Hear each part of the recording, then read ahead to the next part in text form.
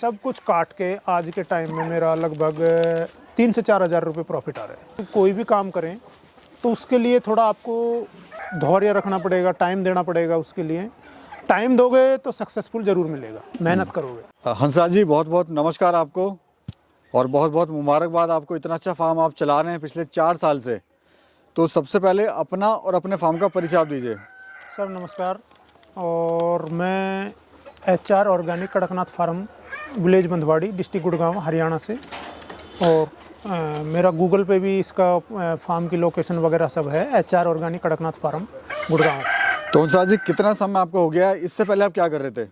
इससे पहले मैं कंपनी में टैक्सी का काम था मेरा, पैनासोनिक कंपनी में। तो वहाँ पे गाड़ियाँ चलती थी अपनी, तो कोई दिक्कत नहीं थी। लॉकडाउन लग गया, उसके बाद में फिर दूसरा ये सोचा कि भाई ये काम कर लेते। तो सर, वो काम अच्छा था टैक्सी का, या फिर कड़कनाथ मुर्गे पालन का काम अच्छा है? नहीं, कड़कनाथ मुर्गे पालन का काम अपनी जगह अच्छा है। वो उस टाइम वो काम अच्छा था, लेकिन अभी लॉकडाउन ने हमें सिखा दिया कि भाई कुछ ऐसा काम करें अपना, जिससे कि आगे भविष्य में कोई दिक्कत ना हो। तो अभी यहाँ पे आपने क्या क्या रखा हुआ है सर, वो बताइए। अभी मेरे पास ब्लैक स्लूप और कड़कनाथ 2 नस्लें हैं। कितने मुर्गी हैं, कितने मुर्गियाँ हैं? मेरे पास लगभग 700 के आसपास मुर्गियां हैं और 250 से 300 के लगभग मुर्गे हैं। तो कितनी मुर्गियाँ सर अंडे पे हैं अभी, और डेली कितना अंडा आपके पास आ रहा है? मेरा लगभग 8 से 10 ट्रे के आसपास अंडे आ रहे हैं।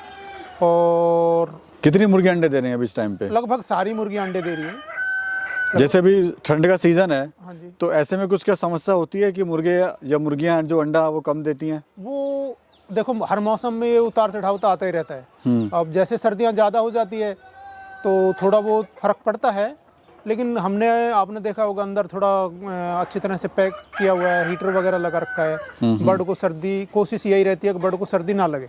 अब बर्ड को सर्दी से बचा रहेगा तो अंडा देने में कोई नहीं करेगा। दिक्कत नहीं है। तो कोई टाइमिंग होता है सर इसका अंडा देने का? अंडा मोस्टली तो ये 11 से 12 बजे के आसपास तक लगभग 70-80% बर्ड जो अंडे वाला है वो अंडे दे देता है। जी जी। साल की बात करें तो कितना अंडा देता है कड़कनाथ और कितना देता है एस्ट्रोलॉप? कड़कनाथ देता है 100 से 120 अंडे के आसपास मैक्सिमम, अगर उसको प्रॉपर बढ़िया तरीके से साफ वातावरण और अच्छी तरह से देखभाल, कोई बीमारी वगैरह नहीं आए, तो मैक्सिमम 100 से 120 अंडे देता है। और ब्लैक एस्ट्रोलॉप 200 से 250 के आसपास आराम से दे देता है। और कब देना शुरू करता है, कब तक देता है सर? वही देखो, बर्ड की ग्रोथ अगर अच्छी है तो 5-5.5 महीने में चालू हो जाता है ना, तो 6 महीने के आसपास वो 10-5 दिन ऊपर नीचे होकर अंडा प्रॉपर चल जाता है।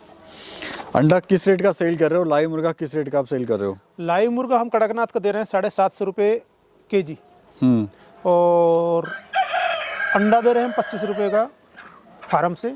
अगर कोई डिलीवरी कराता है तो वो देखते हैं भाई कितनी दूर है, क्या है। बाकी 900 रुपये की ट्रे, मतलब 30 रुपये का अंडा हम डिलीवरी करके देते हैं।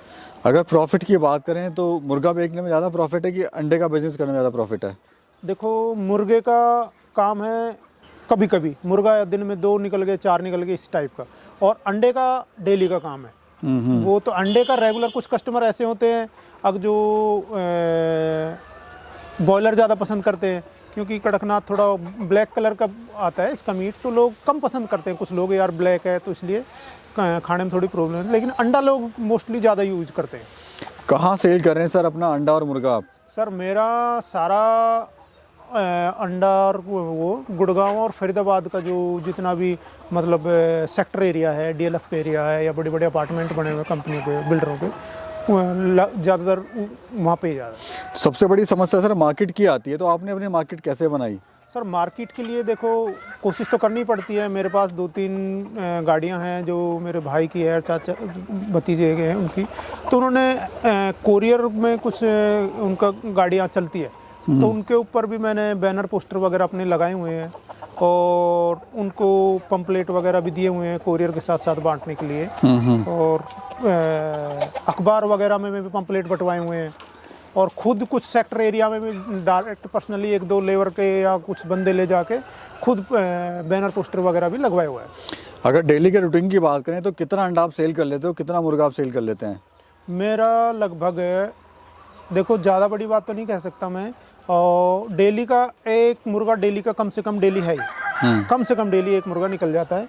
और लगभग मैंने बताया अभी आपको 8 से 10 ट्रे के आसपास मेरी अंडे आ रहे हैं। तो कई बार तो सारा ही निकल जाता है, मतलब किसी कस्टमर को तो अगले दिन के लिए बोलना पड़ता है, सर आज नहीं है, आपको कल मिलेगा, आज का अंडा निकल चुका है। तो लगभग 10 ट्रे अंडा मेरा डेली निकल रहा है। अगर सारे खर्चे काटने की बात करें तो प्रॉफिट उसमें कितना हो जाता है, सब खर्चा वगैरह सब काट के? सब कुछ काट के आज के टाइम में मेरा लगभग 3 से 4 हज़ार रुपये प्रॉफिट आ रहा है। कितने बर्ड से आपने शुरुआत करी थी और कितना खर्चा आपको उस टाइम पे आया था? स्टार्टिंग में मैंने लगभग 100 बर्ड तो मैं तैयार बर्ड लेके आया था और 500 में चूजे लेके आया था। और खर्चा कितना आया था सर? खर्चा तो देखो शुरुआत में बर्ड लाने में उसमें इतना खर्चा नहीं आया, हालांकि थोड़ा उस टाइम में मैं देखूँ तो उस टाइम थोड़ा महंगा पड़ता था मेरे को, पता नहीं था इतना इसलिए, लेकिन थोड़ा शेड वगैरह बनाने में, सारी सुविधा और एडजस्टमेंट करने में उसमें थोड़ा खर्चा लगता था। तो कभी नुकसान हुआ सर आपको इसमें? नहीं, शुरू के 4-5 महीने बाद में मेरे को थोड़ा सा एक पता नहीं था, एक गंबारू करके एक बीमारी है वो आ गई थी फार्म पे, तो उसमें काफ़ी सारा लॉस हो गया था। और बस वही एक थोड़ा परेशानी का टाइम था, उसके बाद में मेरे को दिक्कत नहीं पड़ी इस बारे में कभी। तो कभी उस टाइम पे हताशा हुई या छोड़ दो काम को, यार ये काम ठीक नहीं है? सोचा तो था, देखो दिल में मतलब लगा कि यार लगा उस टाइम कहाँ फंस गए? हाँ, जब बर्ड सारा लगभग 70% बर्ड ख़त्म हो गया था, मर चुका था, 20-30% बचा हुआ था, क्योंकि लगभग 4 महीने के आसपास तो मेरा चूजे भी हो गए थे उस टाइम, और कुछ 100 बर्ड लेके आया था, तो वो भी उसमें से भी 10-5 ही बर्ड निकले थे, मुर्गियाँ थी, तो लगभग सारा ही बर्ड ख़त्म हो गया था। वही जी थोड़ा बहुत बर्ड बचा हुआ था। फीड में क्या दे रहे हैं आप इनको सर? फीड में देखो जो फीड आ रही है मार्केट से, अभी लेयर फीड चल रही है, क्योंकि सारा ही बर्ड तैयार बर्ड है, लेयर का फीड है, तो वो तो दे ही रहे हैं। बाकी मेरे सब्जियां भी आती हैं मंडी से, फ्रूट वगैरह भी कुछ आ जाते हैं, फ्रूट आइटम बच जाता है तो वो भी लेके आते हैं हम। जी। और सर अगर एवरेज की बात करें तो कितने की फीड खा लेता है मुर्गा और कितनी खा लेता है?